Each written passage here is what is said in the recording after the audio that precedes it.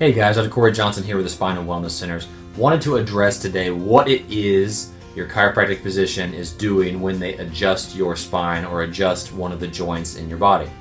A subluxation has to do with one or more joints where two bones come together that allow those bones to articulate or move with each other.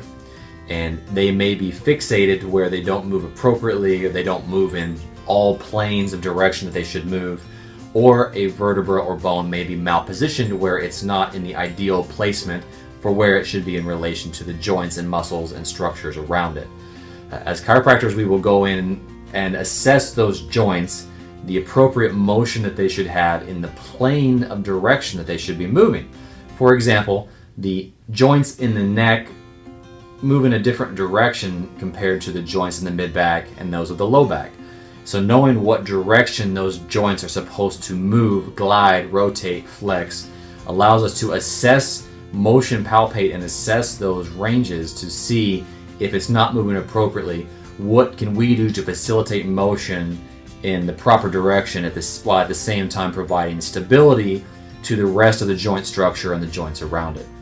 Now, it's very important that you don't try and self-crack, don't try and self-pop your own body, because if you have a fixated joint that's not moving, I assure you you're not going to be able to mobilize that joint on your own. Now, if you try and self-crack and self-pop, you may hear some popping, you may get some motion, but it's not going to be of the joint that's causing you the issue. You might get 5 to 10 minutes of temporary relief and feel like you need to do it again, but stretching those ligaments by self-popping or self-cracking from the joints either above or the joints below where that fixation is going to cause you more strife down the road, because it's going to stretch those ligaments, destabilize those joints, and set you up to have more failure, more degeneration, and even more potential arthritis if they destabilize enough down the road, as opposed to having someone mobilize the very specific joint while maintaining stability and structure of those segments around it.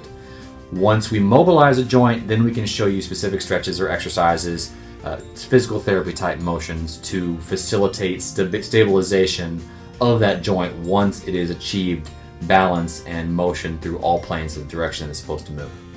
Thanks for listening. Dr. Corey Johnson with Spinal Wellness Centers. Please hit the like button or share this so that more people can be educated.